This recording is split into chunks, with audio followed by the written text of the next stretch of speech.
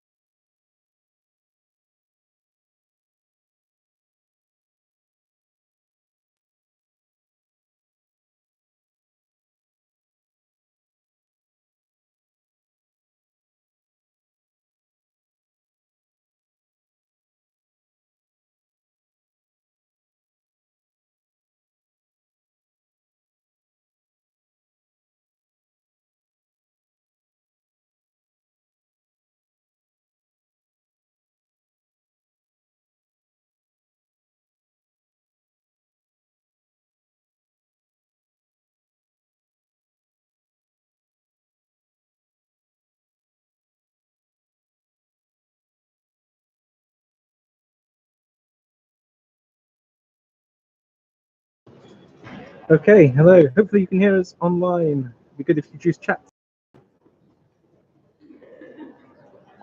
They're really silent.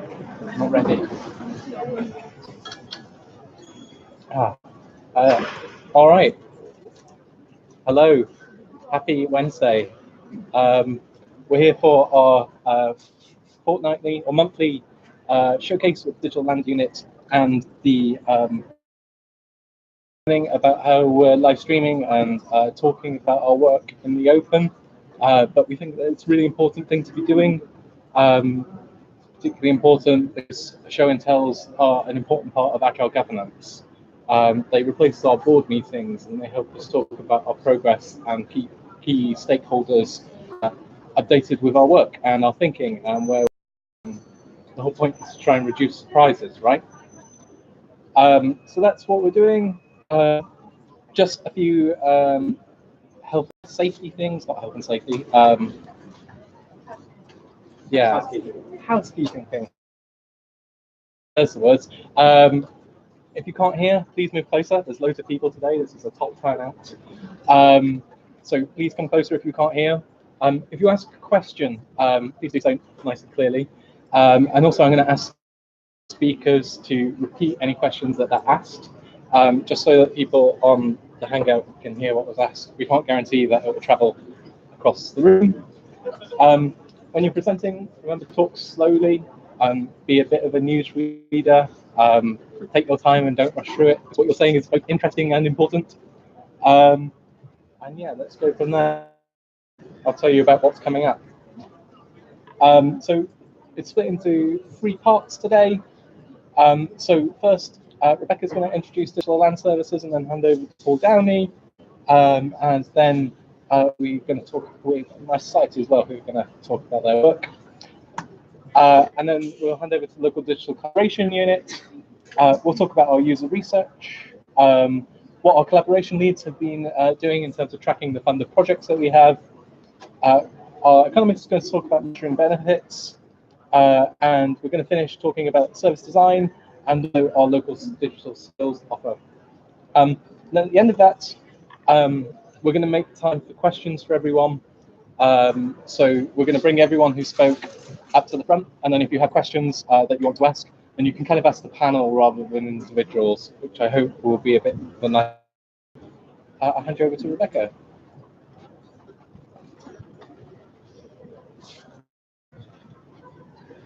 Am I in the right place? Yes, yep, I'm good. Cool. Hi everyone. Just a quick intro from me. So I'm Rebecca. I am the delivery manager for the Digital Land Services team. Our team exists to get planning housing data out into the open.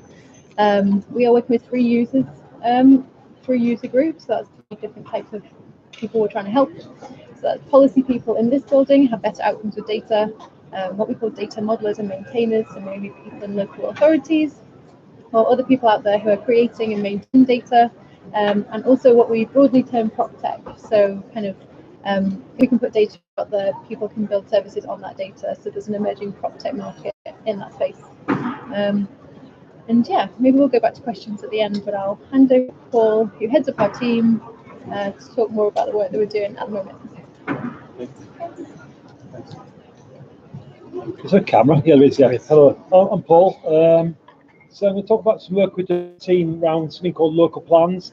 I didn't know what a local plan was until I joined this building. They're a big deal. So planning in this country has devolved to communities. It's a special kind of organisation called a local planning authority. And each local planning authority is supposed to write one of these documents, a local plan, every 5 years. They cost about 800,000 to 3 million to make. And they basically set aside, like, these are the areas where we build houses where we're going to redevelop the town centre. Here's a trading estate we're going to make. They're supposed to involve you as a community, but like I said, I didn't even know they existed. And they're terrible. They're absolutely terrible. This is my local plan for where I live, and I think if you can spend 800 grand on a document, you could at least buy a nice typeface. Baked in those documents is lots of really strong information.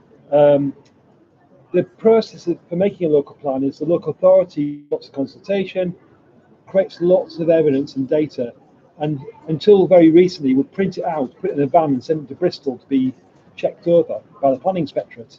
That's done digitally now, but still that data is lost. It's baked into these documents. And what we really like to do is get the data out of the document so other people can use it for the purposes.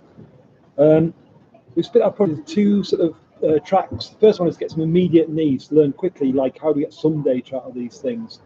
So the first question we've got, where's each local authority in terms of their plan, in terms of that cycle?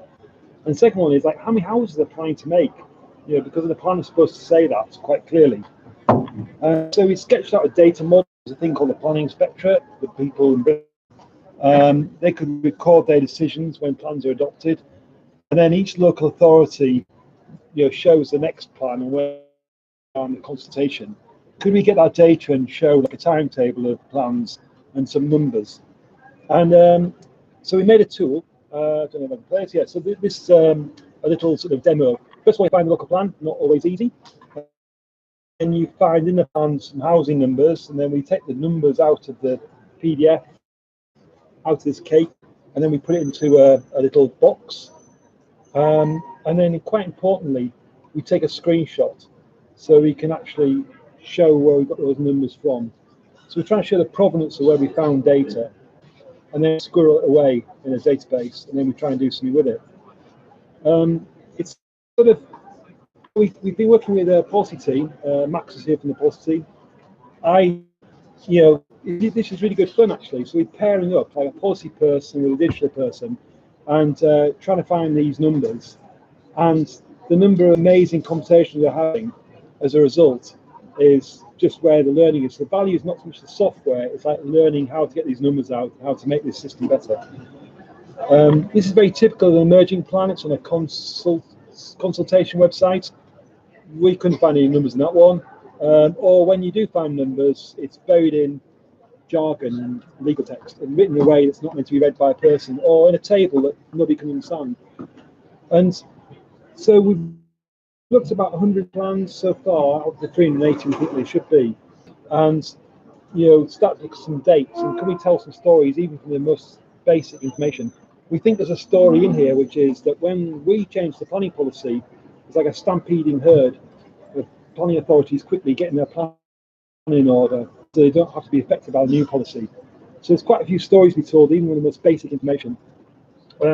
PIN said they do publish some data, but it's almost like a publication that's not quite joined up to their process. We're going to spend some time with them to try and make this better. And we're going to because it's a bit rude for us to collect data from local authorities without involving them, we're going to make some data and then get the local authorities involved in getting that out of it. So this is a sketch for an idea, all those things I showed you on a per local authority basis, which we'll send to them. Long term, the plan is not to rely on the documents as a source of truth, but to actually get the data available as data. So Paul and Helena have been running some, just running a discovery into local plans, who's the users for them, and what do they need from it, basic things. And we think that local plans is a big thing to work on. And what we'll do is we'll tear things off as we identify them that we can land and try and get some value quickly. So the obvious thing is things that have been adopted, things that are emerging, and some numbers.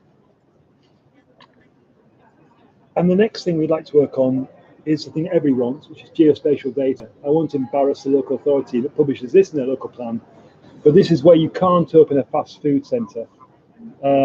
And so the consequences of opening a fast food centre, one of those red things is you'll be closed down. That's how your information is conveyed to you. That's me. Thanks, Paul.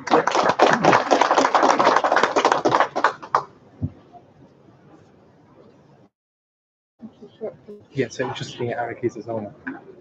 Should I sit on the chair? Can you hear me okay? Should I speak up? Cool.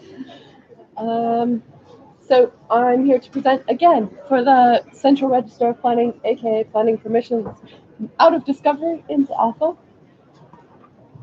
For those, this will be a quick review for those of you at the showcase on Monday. You've heard about some of these user needs already. I'll just review them real quick.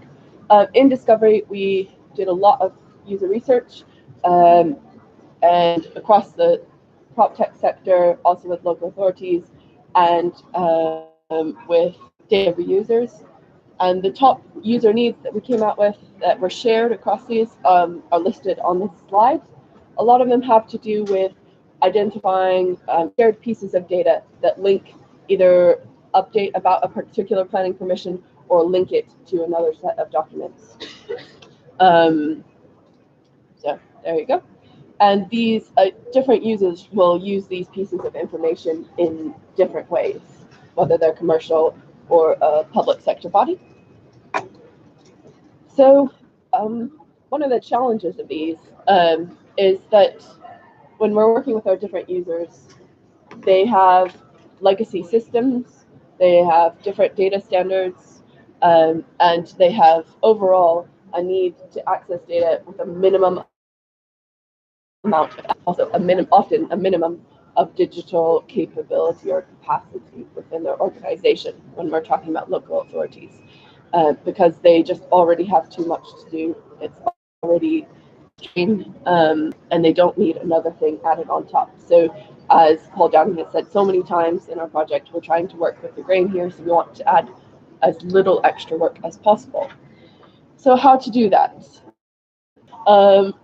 Yet another kind of extra software system that they have to plug in somehow to their system. So we've come up with the prototype of a data design pattern. So this is working off of the something similar to the WK design system, which a design pattern is basically a series of guidelines and best practices, as well as sort of standard components that, if followed, enable whatever you're making or whatever you're extracting to be maximum capacity or maximum compatibility with minimum effort and a minimum data set. So when prototyping our design pattern, it's been based on a review of existing government data standards like LGA Planning Application Schema, proposed standards like the GLA London Development Database Schema, and the data formats already in use by planning data reusers outside government like Planning Finder and Planet, and then is being shaped by user research with planning authorities, software providers, and reusers, including the lovely people at Southwark who've already given us comments, which are really useful. And so I figured I'd just give you a quick peek at it. Can I click this? Yes, I can. There we go. So currently, nice PDF here. We can do typography, not a Comic Sans in sight, Paul. Some guidance about how it works and what it can be used for. And then here's the pattern showing you what fields you can collect. And required ones just mean that's what you need to meet the minimum to make sure that you're compatible across all tools and standards. Ones without required are just, they're really good to have, but if you don't have them, you'll still be compatible. And these data fields answer the user needs. And we have a big chart showing which ones answer which needs. And then we have some info about research. And then finally, we are also collecting known issues and gaps, because the idea is that this will be a living thing, a resource that people can contribute to. So that's pretty much the pattern right now, and we are getting in touch with lots and lots of people for feedback on it, especially from local authorities, and currently running test data where our next prototype is a tool for extracting data from local authority, historic local authority data, to make an easy to use CSV that complies with this pattern. That's it.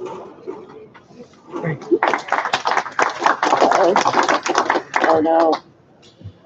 I'll leave you to do that. Okay, we'll drive it back. Your screen's here. James, do you want what's happened? Oh no, just go back to the slide deck. So you just the other tab at the top. This is going horribly, right? Yeah. You got it. And then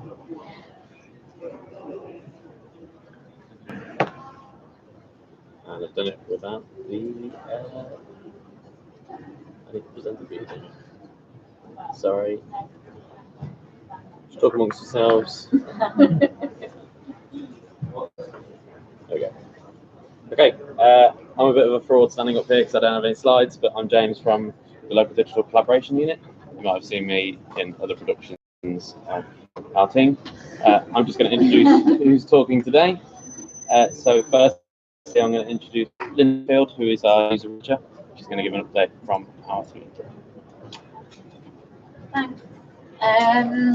So I said this at the last show and tell, but for people that weren't here, like the last couple of months, we've been on the road doing workshops on collaboration, and trying to find out from people the challenges and what motivates people as well. And we also had some face-to-face interviews before Christmas, which were kind of about the fund application, but also we talked about collaboration in that too.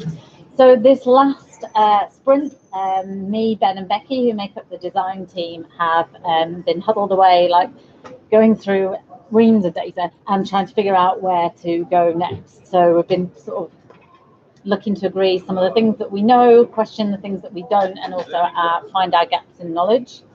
And I need to move this on.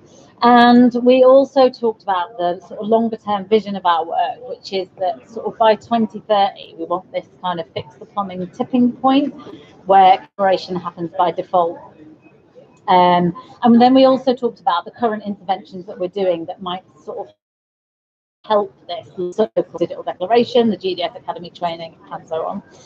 And I guess what we kind of agreed that we know is that the people in the sector are really engaged, they really want to collaborate, We know that it's worked well in some instances, and that benefits to be had for users by collaborating.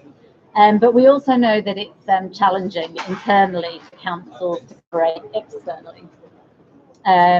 And what we're also really aware of is that the work that we've done so far is very much with engaged people. It's people who come along to the roadshows, it's people who've signed the declaration or applied for funding.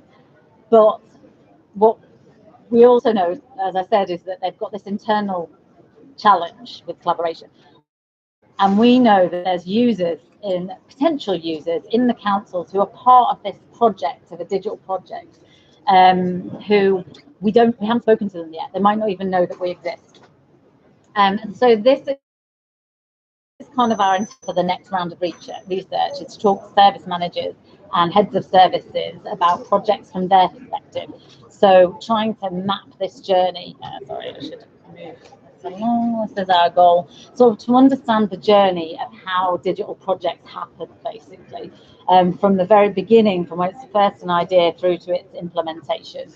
And we hope to, from doing that, we might see where there's opportunities for collaboration that might not have been uncovered so far. We know this is going to be a challenge because each council is so different and each project within it is so different, but we feel like this is a good starting point to try to understand, to map that journey, to see where we might focus our work in the future. So, for example, the digital declaration, at the moment we know there's lots of engaged people who are involved in it, but what about all those other people who make decisions in the project who could also benefit from knowing more about the declaration? And the second goal is a bit of a shout to our team who are out and about talking to people all the time about this stuff, but we're not necessarily always collecting some of those conversations that we have around collaboration. So an example would be this quote. We did a collaborative project before where we shared everything and picked up different bits of work. It literally saved us 2 weeks of work. No, it's all right, I didn't do that. But that kind of saved 2 weeks of work is really important for us to capture. So we've set up like an email to Trello board for the team to be able to like really quickly and easily capture that information. And that's me. And next.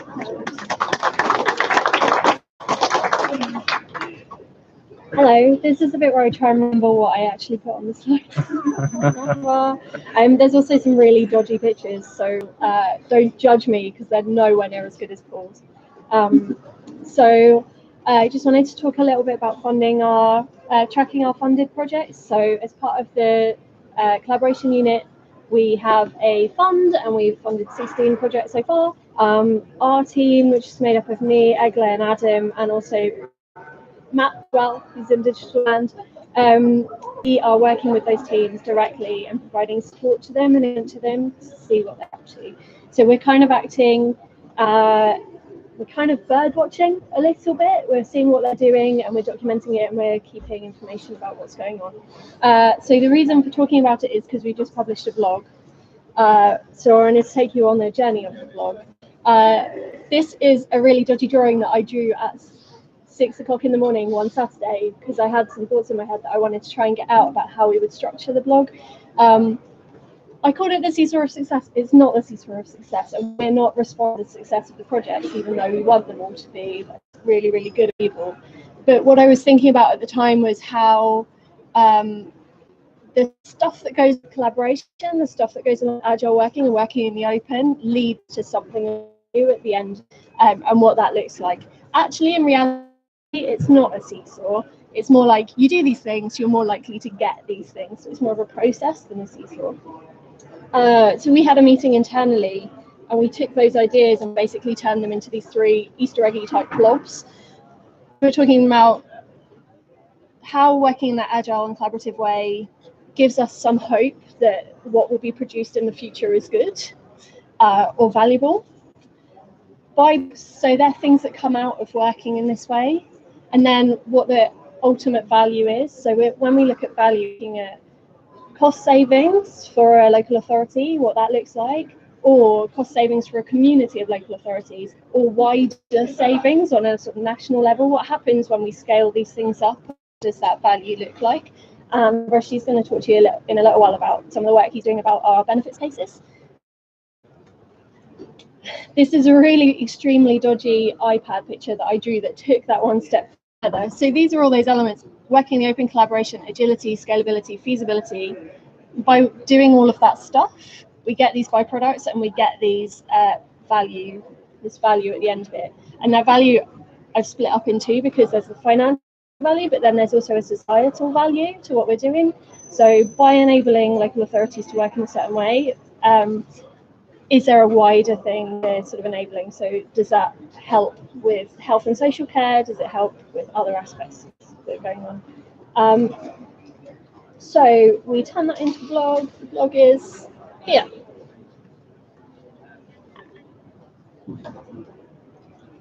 La la. Where we basically set out what we meant by each of those areas in a bit more detail.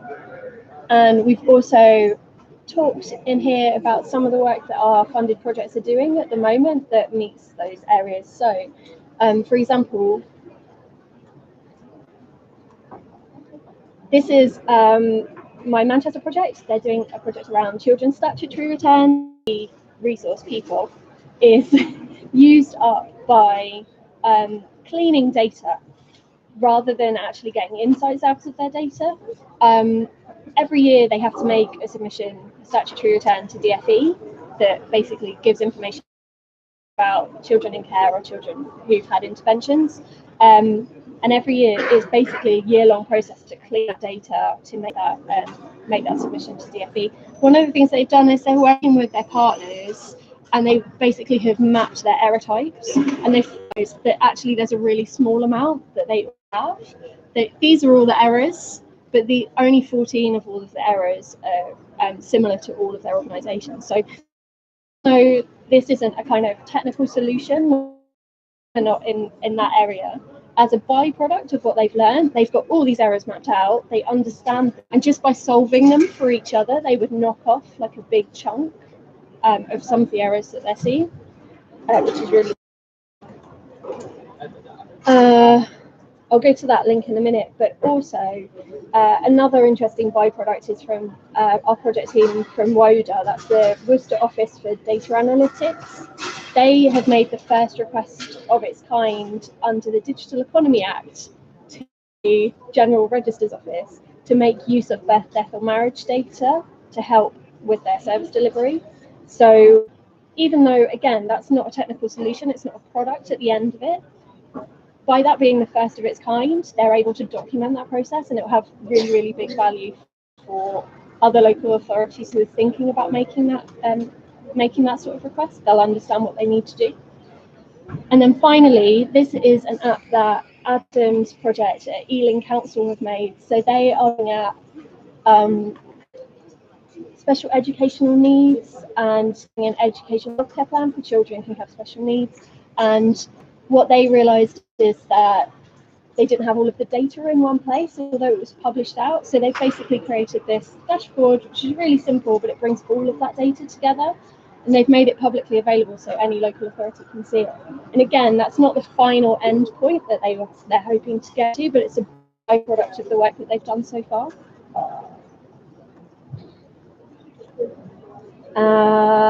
That's me. In terms of what's next, we're getting the results trickling in from our funded projects soon. So we've got 3 funded projects who are giving us user research, benefits cases and things this Friday. And then we're going to get some more from our discoveries in April and some more from our alpha in May. So there'll be more insights coming once we get all of that stuff through.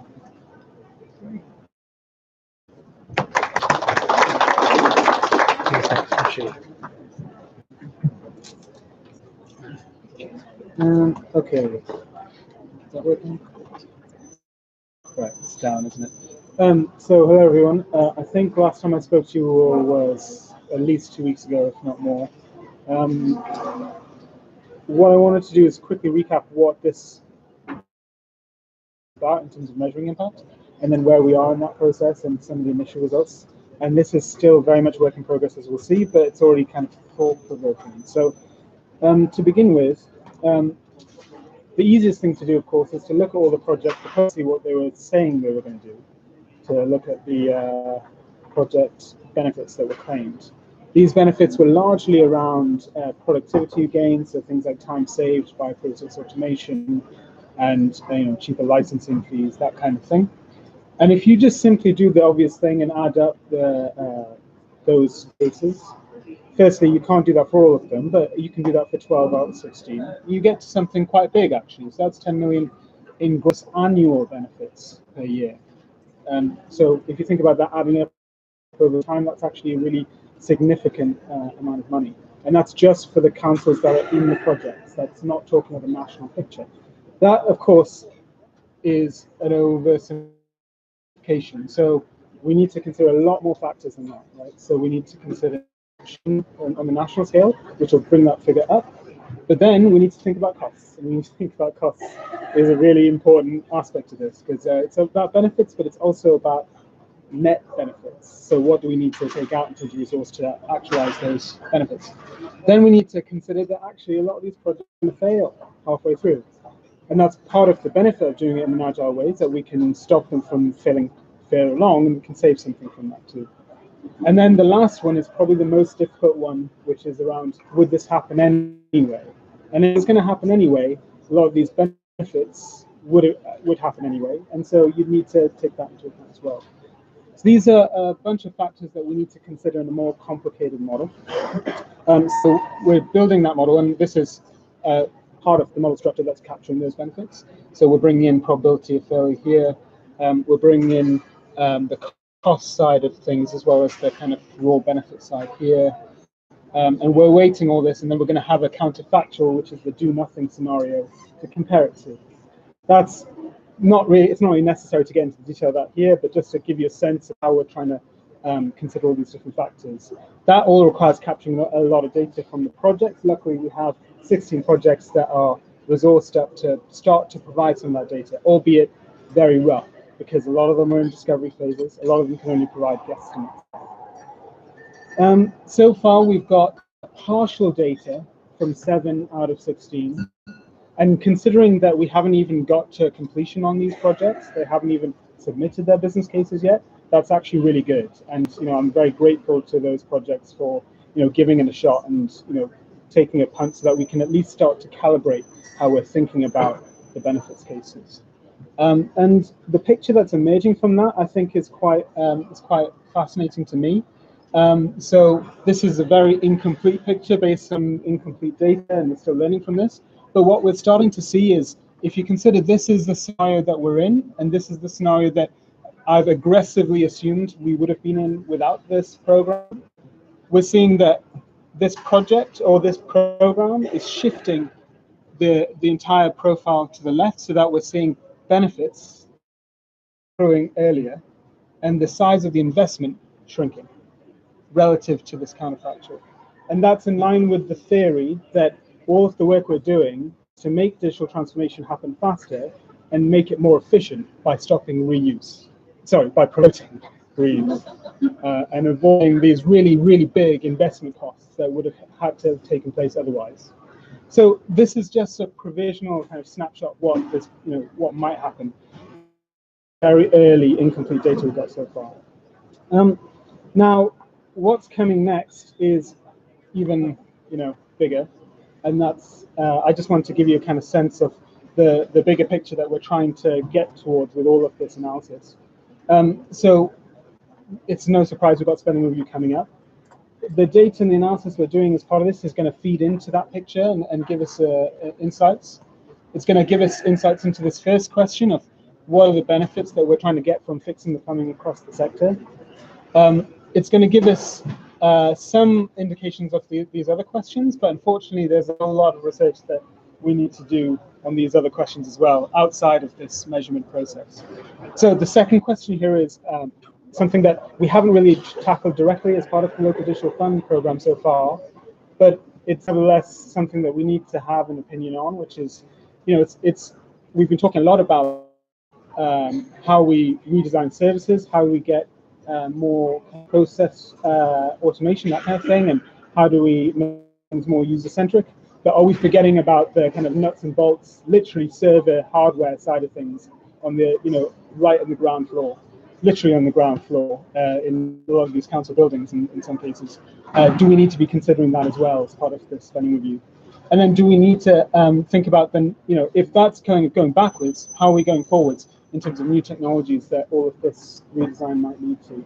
What new technologies can we open up with this new planning or improved planning?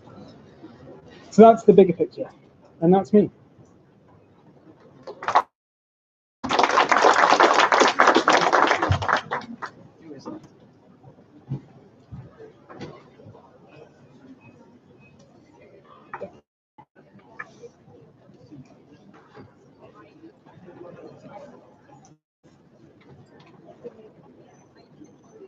Okay, and so I work with Linda, who we already heard from on the team, and Ben. We form like the little design team, so I'm a service designer in that team. So I'll just give you a little update, a little recap on what we've been up to and our work in the team. So you might have seen this before, I showed this diagram before. This is just like a high level kind of system map to help us frame our thinking around the local digital movement, really. And it just helps us to focus on the kind of products and services that we're offering and that we might imagine might need to be part of this ecosystem to allow local authorities and public sector bodies to work together in this collaborative way that you've heard kind of described in our vision. So the ones that are dark are kind of the ones that we've already kind of got out there, so the declaration, the funding, the campaign work, the roadshows, kind of bits that are kind of speculating. So we're kind of hoping that we're going to get user-centered digital services out of it, and we're kind of speculating and imagining, and there's kind of emergent work in this kind of reuse library area. You might have heard of the user research library that Hackney have been working on, and there's pipeline already out there, which also kind of sits in this space. So it's kind of an emerging ecosystem, so we're kind of keeping that in mind, revisiting it. And the bit I'm going to talk about today is kind of zooming in on the declaration. So been doing a piece of work over the last few weeks in between the roadshows to try and unpack that a bit more, both on kind of like quite a technical level, like really how can we make it work better, that process for people signing up, and the nuts and bolts of how we deliver that as a service. Also thinking a bit more deeply about the purpose of it, which I'll touch on at the end. So so for the user research, just briefly how I went about that was I wasn't actually on the team when it was kind of initiated and started to happen. So I was chatting to members of the team who were involved in administering it and signing up councils to really understand how that process happens internally, kind of the back end of it, and also listening back to user research interviews we did with local authorities and public sector bodies who were signing up to understand their experience of that process, challenges, motivations, that kind of thing. And I started. This has also come out of like an ask from the team of like, oh, the website and the content and stuff isn't kind of meeting user needs. I didn't actually have access to kind of like back on our website, so I kind of started in Google Sites. So this was kind of like a workaround of how we could start to imagine what users might want to find on the website and how they might navigate from page to page. So just a quick kind of workaround. It allowed me to kind of share quickly with other members of the team what content we could have in, and like kind of stitching out what the site might look like. And moving on to kind of like output. So we're kind of trying to wrap up this bit of work now. There are definitely bits that we want to revisit, but in terms of having some useful outputs, there were kind of three kind of key things. So we produced more of a coherent journey map that pulled together all these different documents and information that was kind of inside people's heads and the teams in our team, and user research to put that into kind of a visual structure that allow us to talk about it as a team and revisit it and kind of keep iterating. And from that, we've identified some kind of content updates that we're just about to kind of make live on the website, and then also kind of some pieces of work that we need to get done, and also like maybe some kind of more discovery bits of work that have emerged. So I'll just show you the journey map. And this is kind of, I've done a few different iterations of this, but gone for doing it in Google Draw, mainly because it's like a nice collaborative bit of software. It's pretty simple to use, and it also allows us to like link into a lot of the other documents around the declaration process and the pages, so that you know, if we can use this as like a kind of training tool for the team, or it becomes a more useful asset for us.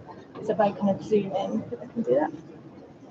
Yeah, I'll try and walk you through. So kind of like, and this is something we feel like we can expand. So we're looking at almost the whole user journey that people might go through, starting from awareness. So this bit, I haven't really done much work on this, but just dumped some stuff in there around. We've got pieces like our roadshow and our blogs and stuff, how people start to come and find us as the local digital movement. And then we've got this section in the middle, which is a bit that we've been working on the declaration. And then further down, that steps into training funding. So imagine this is like something that we can keep building on. So if I just move up to here, there's kind of like a key at the top end, so identifies like different users in different colours. And you'll see some blocks further down, they're just outlines. Again, those are things that we're proposed kind of changes for those different kind of user actions. And then there's just a little key to make it just a bit easier for our team to look at and identify what different points are involved in those actions. So just to some of the, I guess, the key pain points that we had in this process of signing up. Some like this is an example of a back end thing that we can kind of quickly clear up. So what happens when someone has filled in the declaration form online and they said our council wants to sign up to this, they press submit, automatically what happens, which I don't think was like really talked about actions on their team, quite a simple thing, but automatic emails go out to both the person that's just signed it, but also like the senior person who approves it in the council. And this person in the council may never be aware that their council had started like to think about the digital declaration. They might even know what digital declaration is. So we kind of identified we want to kind of kill that email. We don't need that email to go just yet, because there's a whole another bit of work goes on in checking that the council that's signing up, you know, that what they've committed to is appropriate, and then maybe a bit back and forth there. So yeah, we're going to kind of get rid of that email, and it will come in later once the kind of council's commitments to the declaration have been kind of verified or confirmed by us, and has had that conversation. But then that also highlighted that there's a piece kind of further up, the purple is the colour for the approver. We need to get that person approval, the senior kind of buy-in much earlier on, like upstream in the process. So then that's starting to like speak to kind of new content that we need on the website about this guidance of signing up for the declaration. So I can click here. So we've got, and this is, I have to hasten to add, I'm not a content designer, so this is quite like a first stab at, and there is something in there on what we think people might need. So we've added in like new content here, like before you start, have this conversation early, get senior buy-in early, and you know, within your organisation. And we've added in kind of more detail on what your commitments are.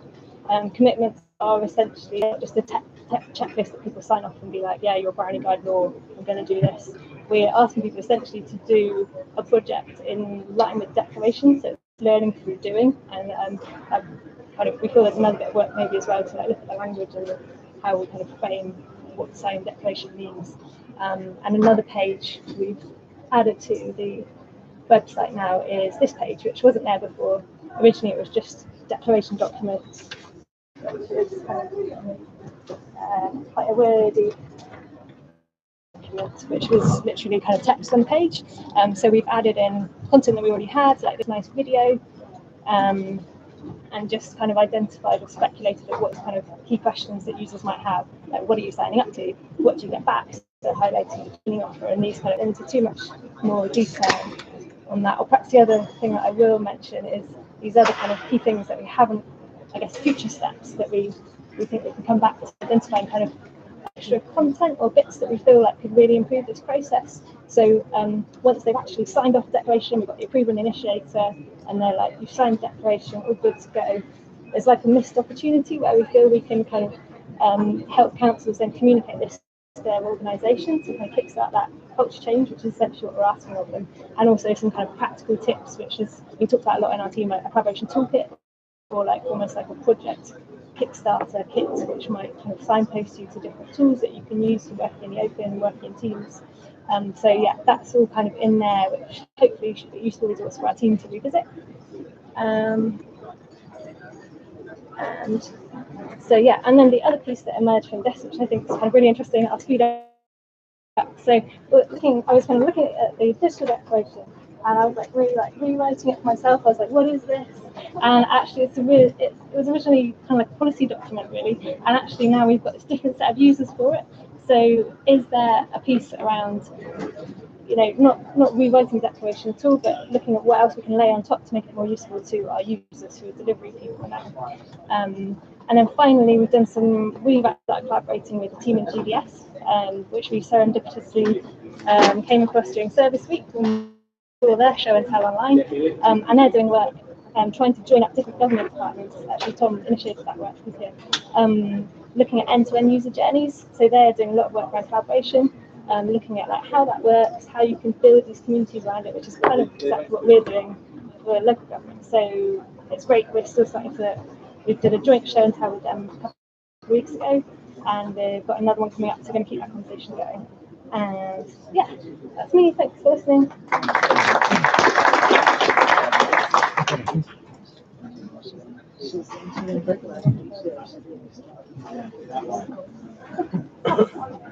Hi all, my name is Sagla. I'm one third of the collaboration team working with Sam and Adam, and I'll be really brief. So if you heard, one of our offers to local government is skills offer, so digital skills offer. So this is a set of courses that we're delivering through GDS Academy, and I'm just going to give you a really quick update of what's happened in the last 2 weeks. So we identified that there are lots of issues with the way that process is set up, mainly because there are issues with booking, so people not being notified that they've been booked in the course or being sent joining instructions. The process councils are generally were really slow to make use of the offer, even though it's free training, so who doesn't want that? So what did we do about this? Well, a couple of weeks ago, actually exactly 2 weeks ago, we all got together at GDS offices with their service designers, and we gave it a go at redesigning the process. And what came out of it was a long list of hypotheses, and which is so one of the biggest changes that we made is that making the Agile for Teams training free, completely free. So that means that it does not affect council credits, because we give them 4 credits to spend on the training. But that means that on top of that, they can make use of the Agile for Teams training, and that means 15 people can be sent on the 3-day course, and it's really valuable. And we're giving 1 training session per council. And those that already made use of the training had their credits refunded. So we're hoping that this will increase the take up with the other courses, and means that councils can actually start making use of the training offer. The thing, we improved information on the website, so absolutely all training dates, anything that's currently available, have been put on the website. And the process for booking people on the course has been made available on the website as well. It's hidden from the wider public, but people with the people that hold the credits actually have access to it now. And we send out an email to every single person that initiated declaration signing and currently hold the credits, explaining the new process, and telling how you can book people on the course, and telling them about the dates and that kind of information. More than that, we made it a lot easier to update the information for the person who holds the credits. So for holding the credits, maybe there's someone at I don't know, your organization development teams, or someone who's more suited. There's a form on our website, really simple to fill out, that allows you to give the new person details. And another thing we did is asking persons permission to publish their information on the website. That means that instead of going through a really lengthy form, and if you want to make use of your training, your council's training, you don't know who holds the credits in your council, you need to find out who that person is and go through a form and that kind of stuff. Well, instead of that, we said, can we publish the person's details on the website? And people started submitting that, so soon enough we'll be able to do that, kind of cutting out a lot of process in the middle. So if you want to make use of the training, you just email the person, or grab them in the corridor somewhere and arrange that with you. So this should hopefully make the process much quicker, and councils should start making use of the training. And that's it. Thank you.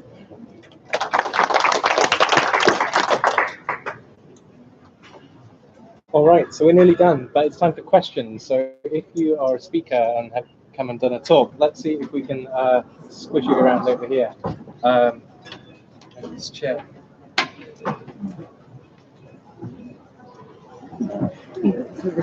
Paul, are you joining? Questions?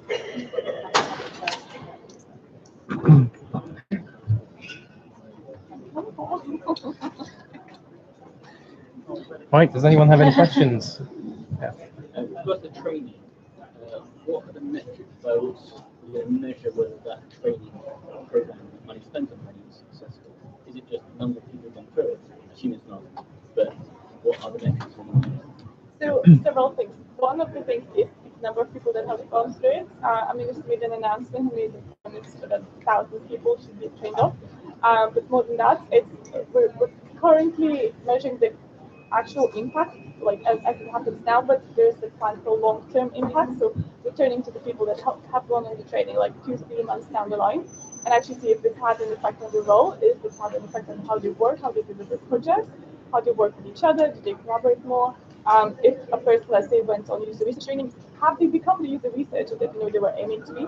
And see, like, has this got like an ongoing impact over the, like they've gone on the training and that was it. So, yeah. I think really good to understand where it can happen most of less people. So Yeah. not all goals are equal, but always be. Yeah, of and course. not all local authorities may use the data. Yeah. Yeah, definitely. And actually, like what we're finding, like people going on the training, they're not like user research training. Like person going on the training, they're not a user researcher. Same with like product owner training, that kind of stuff. So we are working with GDS Academy to actually like see what's happening. You've gone on the training, what's next, and as I say, who are the people going on the training? Are these right people going there as well? So yeah. And I think as well that points to like the organisational design of the organisations. Like at the moment we don't know what it takes to make that culture shift, and we know that most people are doing user research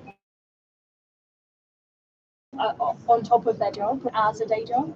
So we are also doing a leadership course for people so that we can kind of help them to understand what their teams might be learning on those other courses and help them to understand what levers have within their organisation to bring about the change. So yeah. Now our job has been made free, you still need to be a declaration signatory. So yes, you still need to be a declaration signatory to make use of the Agile for Teams course. Anyone else? Hi, sorry. My question is really specific to the work that my society are doing, planning applications. So really, I'm a planner, so I'm going to ask some planning questions. Sorry about that. But what I was going to ask is, in terms of, I might be jumping the gun again a bit because I'm not totally clear on what the scope of your project is, so we can talk about it afterwards. But in terms of the kind of the data that you are, I suppose, standardising across all these different applications, is there some consideration being given to the kind of spatial element of that data? Because one of the massive frustrations I have as a planner when in the past when I had to go in and look at what the planning history of the site is that local authority might have used maybe 7 or 8 different variations of one address, which means that it's impossible to actually understand for a site what the planning history is, because you've got to go through multiple different records with lots of different addresses. And linked to that, we're working quite closely with Paul and colleagues on the future of how local plans are going to look in terms of the data that sits behind them. And actually having kind of polygons for those planning applications, rather than just a point on a map, showing what the site is, could be a really powerful way of actually joining planning application data to local plan data, because they are intrinsically linked. So yeah. I don't know if you have any. Yeah, we want what you want, Max. I would strongly recommend that you read up about our project on the digitalland.github.io blog. We've done a lot of work with user research around polygons and site plans, and that's a key part of the design pattern, is suggesting that site plans rather than addresses are the actual anchor of the planning permissions process. So yes is the answer, but we have done far more work than I can answer you with in this particular question. Yeah. I'd say one thing we've learned during the process, because we're working together, you know, the my side team, our team, is there's quite a different strategy for getting data that's already existing out there, as opposed to what we can do going forwards in the future, as the decisions are made. So there's probably two strategies evolving, and what Emily's sort of saying is something we're doing is like learning how to do this. So the design pattern is recording what we've learned as we go along, so that people can emulate it. Which like how we, you know, widen our scope. But yes, site plans are massively important. I mean, a brownfield site register would be very easy